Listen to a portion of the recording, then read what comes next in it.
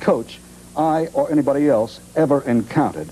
He took care of every specific detail. He actually scouted that ball club during the war years when he coached at Great Lakes. He found Marion Motley and Max Speedy and Dante Lavelli, the great Otto Graham, Willis and Ford and all those people. He was meticulous in every detail with that team. They were not ragtag. They were first-rate. Paul Brown teams also lent new meaning to the word offense. And the Giants, under Coach Steve Owens, emphasized defense. But Paul Brown's offense was different in that where most teams complemented their running game with passing, the Browns complemented their passing game with a good run. It was also a constant about Paul Brown and his team, and that constant, I think, was criticism. The man was always under criticism, if not only from fans and from opposing players, it was from his own players and from the press. But the bottom line about Paul Brown is that he was a winner. The All-American Conference was born in 1946 as World War II ended. The Cleveland franchise was formed in the image of its head coach, a dapper man named Paul Brown. Fittingly, he called his creation the Cleveland Browns and devised a wide-open T formation which featured sideline patterns. These routes exploited the defenses of the day, which lacked outside linebackers. During the war years, Brown had scouted and signed talent like quarterback Otto Graham from Northwestern University and a huge, graceful fullback named Marion Motley from the Great Lakes Naval Training Station. The All-American Conference was simply overrun by Brown's battalions as Cleveland won 4 straight league championships. Behind it all was Paul Brown, who owned the shrewdest, most active brain that had ever been bent on the simple game of football. Today, his purposeful stride still influences the game as general manager of the Cincinnati Bengals. It was something that just grew larger and larger, and winning begets winning. Once you're a champion, you find out how nice that is. If we had people that we couldn't live with in our football, who couldn't bring themselves to live within our rules or pay the price that we thought it took to win, I moved them on and made no apologies for it. Brown never had to apologize for number 60. Perhaps no player better exemplified Brown's strict Midwestern ideals than Otto Graham, all-American boy and family man. What's more, this Jack Armstrong could play. Well, Otto Graham, and I say this and mean it sincerely, I think was the greatest quarterback of all time. I don't know of anybody I've ever known who could see the entire field and pick out the right guy to throw the ball to. You name me some other quarterback that took his team into 11 championships. He was an All-American basketball player, played in the Pro League for a while. And as a golfer, tremendous. He's near a scratch even today after having a bout with cancer. Otto Graham won his bout with cancer in New London, Connecticut, where he is ranking captain and athletic director at the United States Coast Guard Academy. I think the prime factor in our winning was Paul Brown, because he would start off every year and say to us, "You were champions last year. That doesn't mean a darn thing." So every year we'd start off and he would say, "We have to go through everything from the very beginning again." And we would sit there and he would dictate and we'd write these things down, you know, and it got a little tiresome, writing down how to run, how to do calisthenics and this type of thing. But we did it every doggone year. If anybody had any tendency to become a little bit fat-headed and, you know, and as he says, ripe, he took it out of us in a hurry. He did not allow prima donnas on his football team. All the prima donnas resided in the NFL on teams like the New York Giants under head coach Steve Owens. The Giants were Steve Owens, the coach, and Steve was no jolly fat man. But Steve had the different offense than anybody else. His offense was the A formation. New York's A formation reflected the plodding nature of NFL offenses during this period. But in 1948, the Giants signed number 42, Charlie Connolly. Connolly had been an All-American tailback in Mississippi, and his arm pumped life into the old A formation. Connolly had gray in his hair even then. Today, at the age of 59, Connolly lives in Clarksdale, Mississippi, where he owns a shoe store and remembers his role as perennial Giant veteran. When I first came with the Giants, I guess they listed me as 24 years old.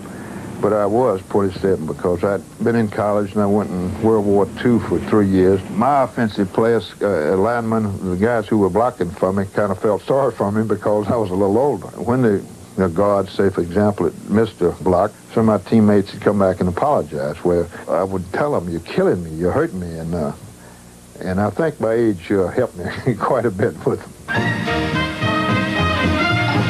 So while Charlie was working on his A, Otto was brushing up his T. The two would not meet until Cleveland joined the NFL in 1950.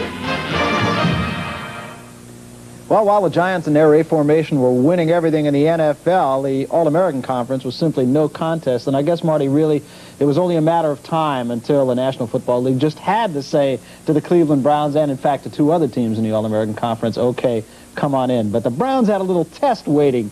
The first game they played in the National Football League was tough. Tough. It was against the Philadelphia Eagles, the National Football League champions, and Commissioner Burt Bell wanted to really test those Browns against Steve Van Buren and Bosh Pritchard and a marvelous Philadelphia Eagle team. And the Eagles were really walloped in that ball game. I think the final was 35-10 or something like that. The Browns came in a hurry. They didn't arrive. They were there. Well, the Browns, of course, as we mentioned, all offense. And all of a sudden, I guess, the experienced people in the NFL and the establishment just kind of had to sit up and take notice. They sure did. And particular notice was taken by the New York Giants. So it didn't take too long for the Cleveland Browns to bounce into the National Football League, and all of a sudden, the establishment was believers. New York City's lunch hour crush swirls around Allie Sherman, once head coach of the Giants, now a television executive. Sherman looks back to 1950, when as a Giant assistant, he scouted Cleveland in its first NFL game against the Philadelphia Eagles. The first time I ever scouted the Browns, I realized after the first 20 plays, this is the first time I'd ever seen this happen. Here's a ball club who would run 20 plays, and 15 of those plays, they threw the ball on 15 plays. Remarkable. The Eagles used man-to-man coverage. There's no way they were going to be able to stay with Lavelli and Speedy and Jones and Graham throwing that ball. They just took the Eagles out of it, totally. Cleveland won 35-10 and left a lasting impression. These babies could throw the ball, these babies could play defense, and they were football players and one heck of a football team. By the time Cleveland and New York met in the season's third week, a plan to neutralize Graham's passing attack had been devised. The Giants swarmed all over the Browns, led by number 49 defensive back Tom Landry.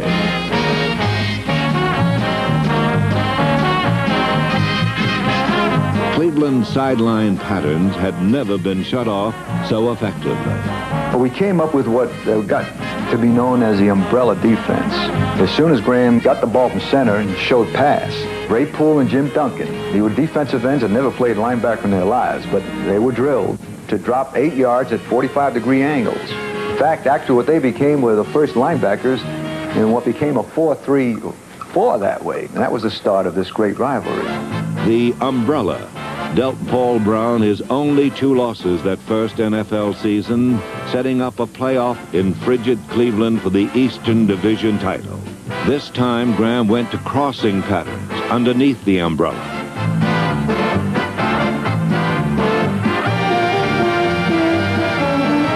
Meanwhile, the Cleveland defense stopped Charlie Connolly cold as the Browns beat New York 8-3 and moved on to the NFL championship against the Los Angeles Rams. Rosa will attempt a field goal. It'll be 15 yards. He boots the ball. It's up in the air. Score! The outsiders from the lesser league were now champions of the world. Throughout the glory years of the early 50s, the magic touch of the Brownies transformed all those who wore the uniform. Paul Brown's system turned out 40 future NFL coaches, including number 65, Chuck Noll. Also matriculating were Walt Michaels, Mike McCormick, Don Shula, and fun-loving Abe Gibron. Abe Gibron is the type of person that everybody should have on their team. He's the kind of guy who keeps you loose. He wasn't quite as big then as he is now.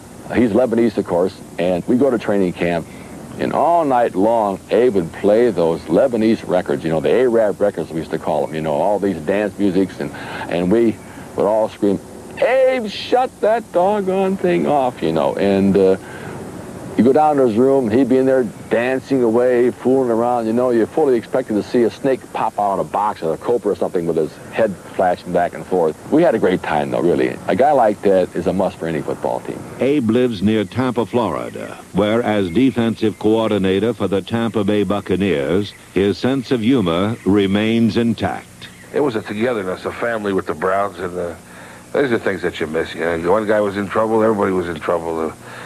A guy got in a fight in a tavern, and that next night there was 50 Browns down there. It was like a family. Today it's big business, and it's not that togetherness like it was, but we dominated the league. You know, we won 10, 11 in a row every year for 5 or 6 years. And that's why the rivalry with the Giants was so great. They're the only team that ever beat us, and everybody couldn't figure out why. Paul Brown actually built up that rivalry more than anybody else, because Paul honestly did not like New York City.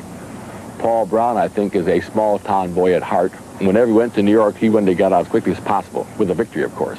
We became the special object of the New York people, and the media helped do it. It was during those days that I became the cold, deadly, brutal, you know, all that image thing that went with it. Brown's image was just grand for box office as the mid-50s brought a change of tempo to pro football. New York was out of the A and into Charlie Connolly hooking up with number 16, Frank Gifford. Gifford was a California boy whose versatility gave Cleveland fits. The Browns' trump card was still ageless Otto Graham, now wearing number 14, but up to the same old tricks. In 1955, after leading his team into their 10th straight championship game, Otto said it was good and retired. So Otto Graham was gone. Paul Brown says he's the greatest. Marty, what do you think? He was certainly among the greatest. The finest pure passer I ever saw was Sammy